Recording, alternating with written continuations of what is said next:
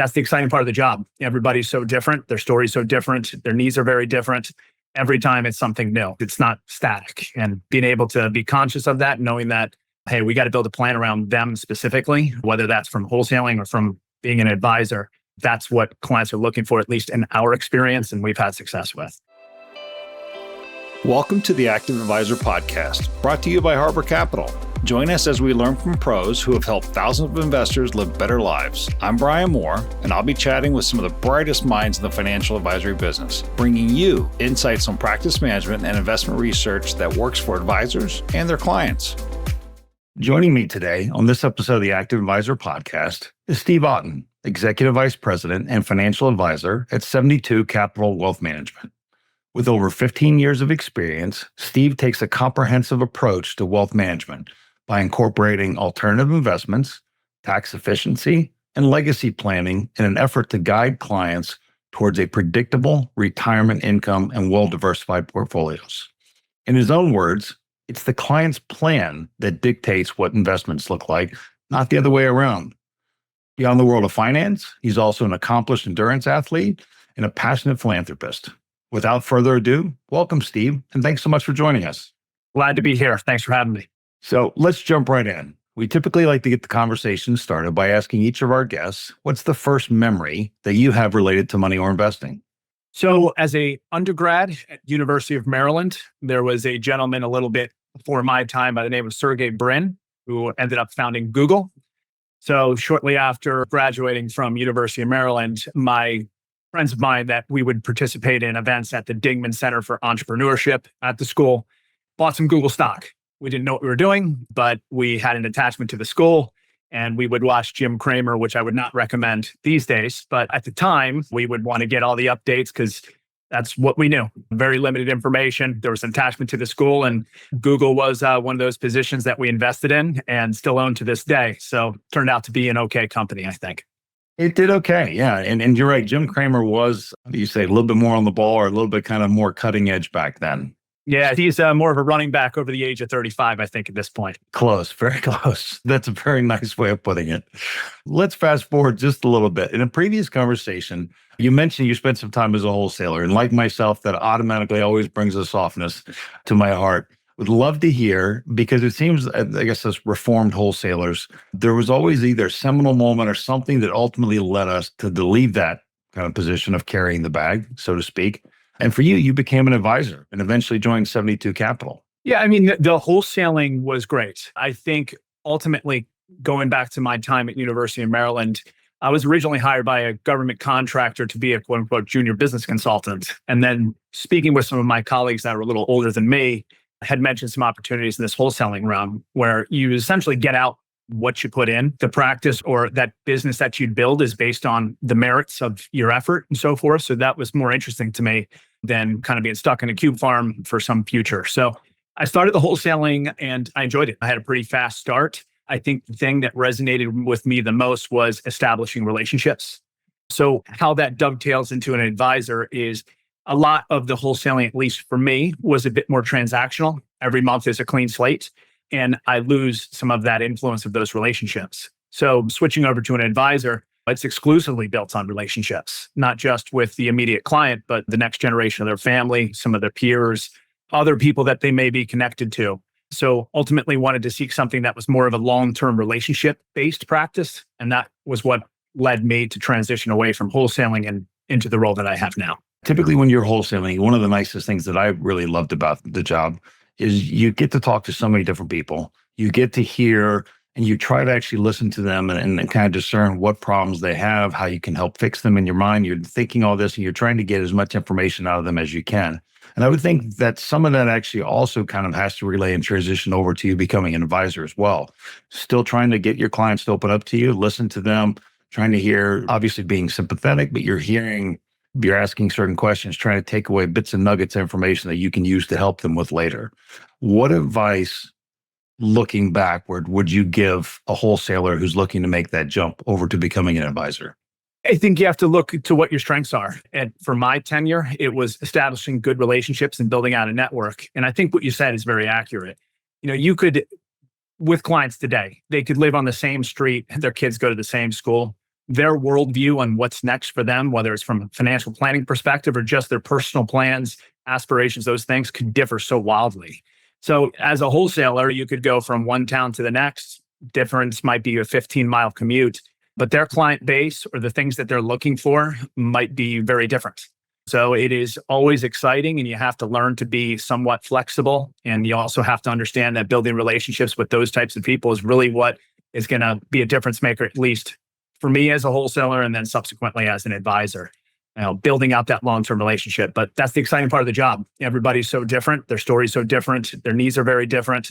Every time it's something new. It's not static. And being able to be conscious of that, knowing that, hey, we got to build a plan around them specifically, whether that's from wholesaling or from being an advisor. That's what clients are looking for, at least in our experience, and we've had success with. Excellent. Is there anything specific that I could get you to mention? I know everybody's kind of got their own stuff that they figured out, and they're like, I'm going to keep that information to myself. But is there anything specific we could kind of work out of you as somebody that, from your time as a wholesaler that helps shape the approach you take now with clients and you think is really kind of beneficial and differentiated? I think as a wholesaler, what the expectation was from us was a product. I guess the way that we would approach it is we would want to understand the client.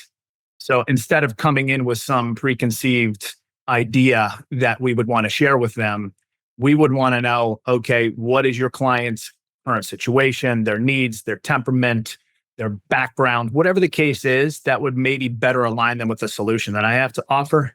And I think that resonates well as a wholesaler and then also as an advisor. It's the same kind of experience if I was going to buy a new vehicle and I walked into the auto lot and someone just came and talked to my family and about one specific vehicle that he thought was great without knowing what our specific needs are or what our family dynamic is or our budget. You really want to understand what the need is and what the background is so that you can best align the right solution, not a solution. Excellent point. Well said. Let's shift gears here for a second. I would love to hear a little bit more about 72 Capital and the infrastructure that the firm's built up to support you and your other advisors, fellow advisors, but also how has that actually helped you feel better serve your clients? So I think the goal when 72 Capital was formed was to take all the benefits of being independent, meaning kind of completely on your own as a sole practitioner or with a few people, and then combining that with just some of the bigger infrastructure from a place like I came from at Merrill Lynch. It's coming from that backdrop where I was at Merrill Lynch for 14 years, everything was relatively turnkey. They had a massive apparatus, tools that we could utilize, and it was never a concern to me about establishing firewalls, hardware equipment, software, training. All of that was kind of provided for us. So 72 Capital gave us the opportunity to kind of have that infrastructure in place where we could do our job the way we had at Merrill, but also just be independent. Coming out of 2008, if you look at all the wirehouses, they're now absorbed by these big banks.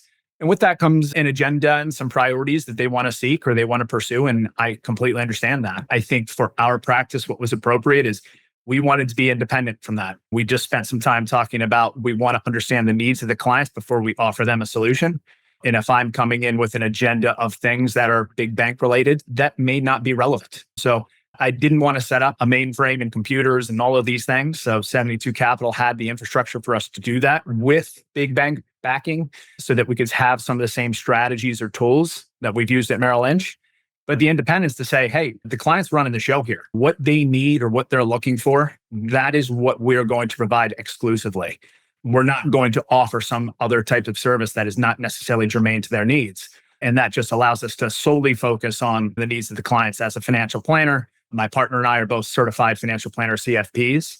So we want to spend our time doing that and less time about saying, hey, get some lending out there. Unless it's brought up by the client or it's discovered as a need for the client, it's not something that we would look to pursue because it's not necessarily relevant to their planning. Excellent. And I think that really speaks back to what we kind of mentioned earlier, that it's the client's plan that dictates what the investments look like and not the other way around. Can you elaborate more on what that really means to you and how you go about implementing that investment philosophy? When we meet with families or even an organization, a nonprofit, whatever the case may be, it is not uncommon for them to start the discussion with investments or things that they already own. And what we've discovered through that process is oftentimes we find those clients, those organizations, those nonprofits, what have you, feel beholden to those investments. meaning those investments are kind of dictating what choices they make because it's what they own. You see a lot after a bad market too. Well, it's like, I've owned this fund and I don't want to do anything until it recovers. We try to take a step back and to say, well, what are we looking to accomplish? What are the goals of the family? What's near term, such as college planning for the kids? What's long term, such as, hey, we want to make sure that the assets of our family stays in our bloodline. We're looking for some sort of succession plan for our business. Those are the driving mechanisms for how we build an investment strategy, because they have to be aligned with the needs, the trajectory, the time frame, liquidity preferences. All of the different elements that would really build out an investment strategy have to be aligned with those types of goals. Whereas I have lots of good investment ideas. I think any advisor would have good ideas that they think are topical given this part of the market cycle. But is that relevant to what the client needs? So once we kind of put it that way, and we'll ask a question to a client at times, with the positions you have now, what type of retirement lifestyle do you think that's going to provide for you? Or what do you need? And oftentimes the client has no idea. So it's kind of a part education process with the client, but also it's important that we're committing to them that anything that we build around you is specific to where you want to go, whether that's a retirement plan, college savings, whatever the need is, or the topic that kind of led us to that discussion. That's how we build it. And that's kind of been our approach to it. And I think it's helped achieve more meaningful relationships because you get to know the people rather than just being a conduit to investments. I completely agree with that. I think it's really one of those things that this is all about customer service and serving the clients and really helping them along this journey called life. I apologize if you don't want me to say this, but I'm going to mention it because you mentioned it in the previous call we had that you have enough gray hair to sit in a seat, but not so much that you're going to retire alongside your clients. And that was one of those things when you said it, I kind of wrote it down on my there's a bigger, deeper meaning to this than there kind of is just hearing the words on paper. And it really, in today's advisor environment where we've got nearly 100,000 over the age of 60 that are kind of could retire or sell their books at any moment, I have to believe that you might agree with me when I say that some of this feeds into the whole overall aggregation of kind of some of these firms just being able to buy books. But with that, you and your partner have been in the business long enough. You know what to expect. You've seen kind of this story play out a number of times. I would love to hear from your point, what advantage do you think that gives you, not only with your clients, but also kind of in the whole advisory landscape and how the changes may play out? And how do you see that landscape playing out for yourself and in general for the next, say, decade? My partner was the one who came up with that line. So Don Deary is the one who usually leads in a client discussion. We have enough gray hair to kind of know what we're talking about, but not enough to be actually in the business zone. But I think that, it'll be fun to tell my children later in life that I started my career during the 2008 financial crisis. We've seen so many different market cycles go boom and bust, went through a couple COVID iterations, being stuck at home. All of those things is what's accumulated some of that gray hair. Seen a lifetime worth of experiences, at least from a financial perspective, markets perspective.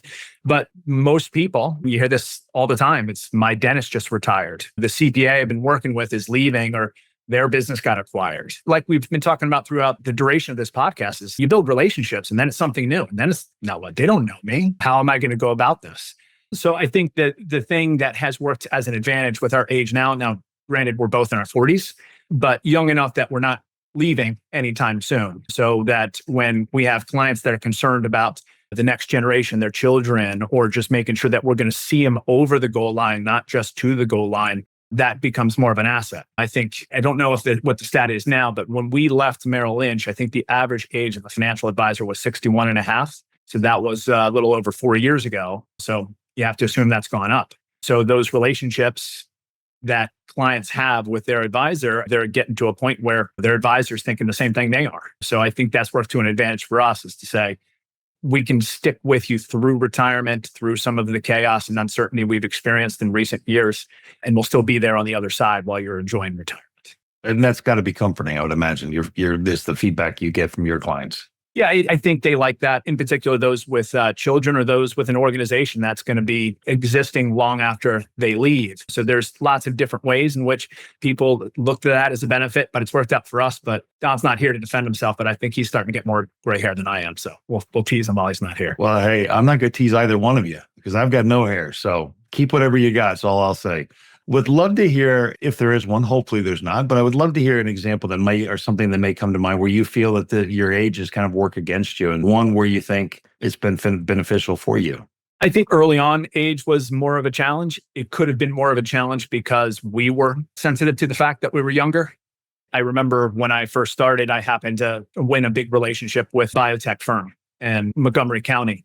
And I think when they saw me in person and saw that I was 25, there was some uncertainty there whether or not they made the right call. So I think it's probably just dependent on you. You have to have confidence in the training that you have and the expertise that you've learned as you start your career. So that was one of the things that, at least when I first started, especially during 2008, where the world was kind of falling apart, at least from a financial perspective. And now we're in our 40s. We've been doing this for some time. We have a pedigree. We have accreditations. We have experience. I think one of the things that I would say, having done this for a little while now, is you learn to speak the language of the area. You were talking about, as a wholesaler, going to see people and some of the things that might be topical to them. So it's a small world around the DC market. So many people are interconnected. The things that they experience are relevant or close to a lot of those different folks. So being able to speak that language in a way that they would understand or seem familiar is a bit warm. If you're having an initial conversation, it's a bit of an icebreaker because you're just another person that isn't sharing the same neighborhood, schools, and areas that they are. Yeah, the DMV definitely is somebody who was born in there. And I refer to it as there because it is its own distinct area, I think, in America, and it has its own kind of memes and kind of eccentricities. Would love to hear if you and your partner have done very well. And I think that's been a testament to not only your hard work and due diligence, but also the wherewithal that you all had and the mistakes and kind of things that you've learned along the way. Would love to hear if you have any advice that you may look to kind of impart on younger advisors, 5 or 10 years younger than you, things that you kind of picked up along the way and something that kind of kept you going. I think I would use some advice my mother would give me when I became a parent for the first time. Is she would often tell me that the days are long, but the years are short. So what you do in between them and how you spend them is really what's going to matter later in life. It's the same thing as a young FA. It's a very difficult job at the onset, but a lot of that heavy lifting is done then. So to get to where you want to have a practice, working with the people that you resonate with or can help with the most, is kind of predicated on understanding that time, at least at the early part of your career, is really paramount to what the ultimate practice you intend to build, the community you want to serve, and the type of client you want to represent. So it's certainly true, as a parent in particular. The days are long, but the years are short, no question. Really appreciate that advice. One last question for you, and this is something that I ask of everybody. Would love to kind of hear what gets you up in the morning, what keeps you hungry besides training for your endurance races. If it's not my three-nager running into the room and waking me up out of a dead sleep, I would say, as it relates to my profession, it's, every day is going to be different. And then you have that backdrop of just uncertainty. So it's hard enough to navigate the different needs of clients and what they want to do and what they want to get out of their life, their professional life, their retirement life. And then you have that overlay of something that happened in politics, especially in DC, or it's some sort of market move that it garners some attention. There's always something that you don't see coming, but you have to plan for. So it always makes it interesting. We're not building the same house every day in the same neighborhood. We have something different every single time with different challenges. So it always keeps it interesting and exciting for us because it's something that is always going to be different. Excellent. Well, thank you. One final question. At Harbor, we're firm believers in active management, though it's important to acknowledge that every financial expert has their own unique perspective.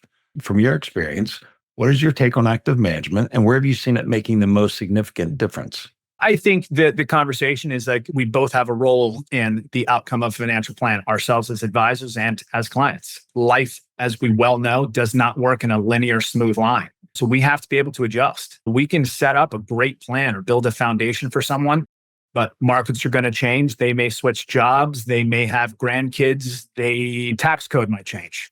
So having an active role to adjust those variables is really what's going to dictate the success in our view. We can build out a good framework of a plan, but we also have to understand that things change, conditions change, variables need attention.